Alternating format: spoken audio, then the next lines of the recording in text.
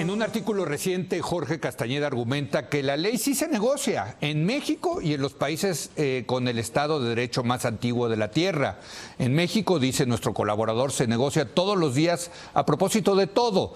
Las autodefensas, los zapatistas, la economía informal, la repatriación de capitales y el fisco, los testigos protegidos, las extradiciones a Estados Unidos, las manifestaciones. En Estados Unidos, el plea bargaining es una característica esencial de la Administración de Justicia y se aplica de manera cotidiana. Los presidentes indultan con frecuencias a presos o acusados, sin hablar de las negociaciones estatales constantes con evasores del fisco, con el crimen organizado y con presuntos terroristas. Israel, dice Castañeda, negocia cada rato los canjes asimétricos de presos con Hamás. El aplaudido acuerdo de paz en Colombia entraña una serie insólita de manchicuepas jurídicas, porque lo estoy citando, Sí, pero yo sí lo escribí bien. Yo sí lo escribí bien. Manchicuepas. A veces lo escribo mal, pero esta vez no. Creo que no, lo busqué en el diccionario, pero luego lo veo. Creo que es manchicuepas. ¿Es con N? Con N. Manchicuepas. Bueno, cuando era chico, Bueno. Y también menciona el caso de Brasil, donde las delaciones han sido parte importante del caso de corrupción más importante, el Lava Jato. Y entonces, ¿para qué sirve la ley si esta se negocia? Le preguntamos hoy a Jorge Castañeda, después de citarte por tus argumentos. Yo creo que es con N. Sí. Manchicuepas. Y ese es la tesis más importante del artículo. Con mucho. Mira, yo lo único que quería hacer ahí es tratar de alejarnos un poquito de esta eterno lamento reciente, ¿no? No, la ley no se negocia. Con la ley no se puede negociar. No, sí se negocia. Y no solo se negocia en México, se negocia en todas partes. Ahora, ¿qué quiere decir negociarla? Que a veces el resultado que obtienes negociando la ley para los propósitos de la ley, pues es óptimo en relación a no negociar.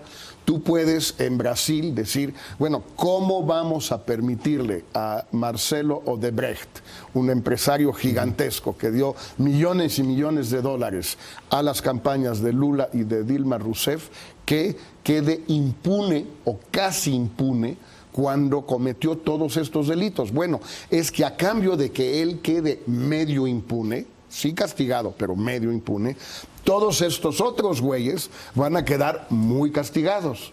Y la única manera de castigar a todos estos es negociando aquí. Pero eso es legal. Sí. Claro que es legal. Pero es la ley. La ley te permite negociar la ley. Ese es el tema, ¿no? Sí. Pero en todas partes también. Porque también el plea bargaining es lo mismo. Y también puedes cambiar la ley cuando la quieres cambiar. A ver, que no me vengan con el cuento de que está en la Constitución algo en México. La hemos cambiado más de 500 veces, pues la podemos volver a cambiar, ¿eh? Sí, pero si está. Pero yo sí creo hasta que no esté. A ver, Macario. Sí, es que aquí depende cómo se diga, se puede uno meter en un berenjenal del que uno no sale. Efectivamente, en muchas partes del mundo hay procesos para que la ley se aplique de una u otra forma, buscando garantizar la ganancia máxima posible, evitando juicios que pueden costarte años y que no sirven para nada, etcétera. Pero aquí, en el caso mexicano, lo que creo que tenemos es una negociación de la ley por costumbre, no porque la ley lo diga, sino porque esas son nuestros usos y costumbres. Entonces, pues yo hago como que no vi lo que estás haciendo y a cambio, pues tú échale criterio, ¿no? Y eso es lo que hacemos todos los días. Eso es lo que no funciona. Es decir, en mi opinión, el que no logremos construir una base mínima sobre la cual las reglas estén claras y no se estén modificando, es lo que nos impide hacer muchas cosas. Y eso es lo que creo que no se debe hacer. Las negociaciones de la ley, cuando la ley tiene establecidos los procedimientos, es perfecto. Pero estar negociando así nomás a como lo vas sintiendo. Pero en muchos de estos casos, en muchos de estos casos no hay tal. En unos sí, otros no. Los acuerdos de paz de Colombia han implicado la creación de una nueva legalidad en muchísimos casos que no existe. Pero la única manera de llegar a esos acuerdos era o bien violando la ley existente y por tanto tienes que crear una nueva. O construyes iniciativas para que entonces modifique la ley, que ya para no eso sea esa. hay procedimientos. Claro, podrías aplicar la ley, lo que dice Uribe, apliquemos la ley, nada de concesiones a los terroristas. Pues muy bien, entonces sigue la guerra. Sí. Héctor. Bueno, coincido un poco con lo que dice Macario, es decir, los ejemplos que pone Jorge son muy buenos, pero todos ellos, salvo el de Colombia, se está refiriendo a reglas secundarias o terciarias que conducen la negociación a cambio de qué te doy. Y en ese sentido no hay discrecionalidad, no hay la discrecionalidad de la violación de la ley en México. El otro tema importantísimo para México es cuando dices que quieres aplicar la ley, es si puedes aplicarla. Y este ha sido un déficit muy viejo. Tú traías alguna vez una estadística increíble del número de jueces per cápita que hay en Croacia, que creo que... 40, te cito, es del estudio de impunidad que hizo la Universidad de las Américas en Puebla. Sí. Y una de las variables que medían era número de jueces por cada 100,000 habitantes. Y en los 59 países donde se hizo el estudio, el promedio era 17 jueces por cada 100,000 habitantes. Nosotros tenemos 4 jueces por cada 100,000 habitantes. A nivel nacional. A nivel nacional. Pero el ganón es el Estado de México. El Estado de México hay un juez por cada 100,000 habitantes. ¿No es negativo? No, es que dicen que no hay crímenes en el Estado de México. Sí, porque no va. Bueno. Pero en Croacia, que es el país menos impunidad, es 40 jueces por cada 100,000 habitantes. Entonces, hay un tema. Yo no creo que los estados, los gobiernos estatales, los procuradores, dejen escapar a 99 de cada 100 homicidas porque quieren, porque lo negociaron, porque dijeron, miren, si ustedes se portan bien conmigo, yo al 99% de los homicidas no los voy a castigar. No los castigan porque no tienen capacidad de investigarlos y de perseguirlos. Y es la hora en que con esta estadística no ponemos los ladrillos institucionales para que sea factible perseguir, investigar, descubrir, apresar y encarcelar a un homicida. Tienes 99% de posibilidades de matar a alguien de México sin que te pase nada. Te quejas de lo de Nochistlán, ¿con cuánta razón? Es la hora en que no sabemos. Tú te quejabas la semana pasada. Bueno, una semana más. Otra más. No sabemos. Nada, no sabemos nada. Aunque no tuvieras la cultura de negociar la ley, la realidad es que no tienes los instrumentos para aplicarla si quisieras. A ver, el 99% no es de homicidas, es de juicios que no, o de demandas que no se pueden procesar. Esto no es igual en homicidas que en otro tipo de delitos. No, homicidios. Y tienes 60% de los pleitos que hay en México que van a los tribunales son asuntos familiares. Para eso hicieron la dichosa reforma esta que a ver si funciona y les quita. Ojalá. Y vamos a ver si los 4 jueces funcionan más. Pero tiene toda la razón. No, pero a ver, yo acabo de hacer un artículo de los datos del crimen. Creo que si no mal recuerdo, ya en este sexenio, en los 42 meses de Peña Nieto hasta mayo, hay en el sistema ejecutivo, o sea, en las estadísticas oficiales, si no mal recuerdo, 65,000 o 67,000 homicidios dolosos. Sí, ¿Cuántos se persiguen? ¿Cuántos llegan a la cárcel? Y va bien porque sí creo ahorita... No, estamos en el peor momento del sexenio. Pero una apuesta a otra. ¿Qué? Le gana Calderón. Pues como va en la sí, le va a ganar, tendencia, la sí. tendencia. Le va a ganar. No, porque tienes las ejecuciones relacionadas con el crimen organizado y tienes los homicidios dolosos. Claro. Probablemente sí, en ambos. Pero ¿cuántos para de estos esos que dices tú, habría que ver cuántos de ellos incluso tienen averiguación previa. Por eso. Pues porque ni siquiera, esos ya no cuentan para el 99%, porque ni averiguación. Por eso. Así, o sea, ¿cuántos de esos hasta 65,000 homicidios dolosos hay vaya, van a acabar en la cárcel los homicidas? Eso es lo que tú dices. Entonces, eso es lo que tú dices. A ver, el problema que tienes es de recursos. El Estado mexicano dedica muy poquito a estos asuntos. Seguridad, justicia y defensa en México reciben 1.3% del PIB. Cualquier país como nosotros, como Brasil, Colombia Chile, son 6, Argentina, Colombia, 5 puntos del PIB. Entonces, si no gastamos el triple, nunca vamos a resolver eso, por más pláticas que hagan y que policía mixto y que jefe único. Necesitamos meterle muchísimo más dinero a eso. Pero ¿Estoy de acuerdo? Además de todo, ¿no? Hay que ver qué parte de todo esto es una política deliberada de los últimos 60, 70 años o más y qué parte para es poder negociar la ley y con eso. Bueno, y para también, yo recuerdo una anécdota que me contaba el viejo Reyes Heroles cuando lo iba yo a visitar a platicar y platicaba cosas muy divertidas. Y una vez me contó, cuando siendo director de Pemexel, se le quejó el secretario de la Defensa, García Barragán, a Díaz Ordaz, que por qué Pemex tenía tan restringida la gasolina al ejército. Les daban 2 días de movilización. Y que entonces fue García Barragán a quejarse con Díaz Ordaz. Díaz Ordaz lo llamó y a ver, abogado, porque así le decía, a ver, abogado, ¿por qué es esto? ¿Por qué se me vienen a quejar aquí? ¿Por qué no le da a nuestras Fuerzas Armadas pues, todo el combustible que necesiten para atender cualquier eventualidad de una semana, 2? Presidente, yo hago lo que usted quiera. Nada más que aquí se les dan 2 días desde hace 30 o 40 años para que no se muevan. ¿Usted qué quiere que hagamos? Sígale así, abogado. Sígale así, abogado.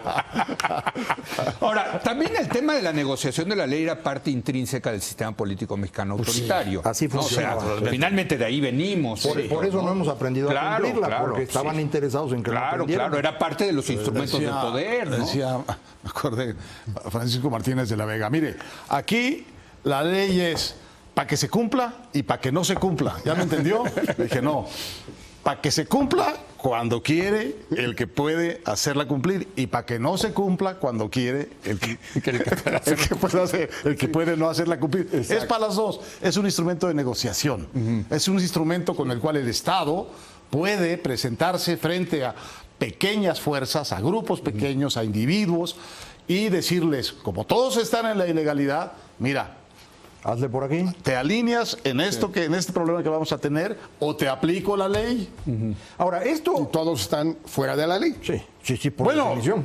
Si se tú... trata. No, bueno, es que hay leyes, siempre te encuentran algo, ¿no? No, bueno, es que si te Siempre van a buscar, encuentran algo, sí. te van a buscar en Siempre te encuentran ahí algo. sí, en una cultura de incumplimiento de la ley. La primera cosa que sucede en México cuando sale una ley que afecta a alguien, la primera cosa que le dice el responsable a su abogado es búscale la vuelta. Sí. Búscale la vuelta. Y todas las leyes tienen vuelta. En Brasil dicen, cuando sacan una ley y nadie la cumple, dicen, esta no prendió, ¿verdad? Bueno, ahora es un poco lo es mismo. importante entender que hasta 1997 en México esto no causaba ningún problema. Así No. estaba estructurado Sí, todo. sí. Cuando en 97 se derrumba el viejo régimen, resulta que había que ir a leer la Constitución porque nadie sabía qué decía. Sí. Para que tenga una idea de qué tamaño es el problema, antes de 1997 había 2 o 3 controversias constitucionales por año.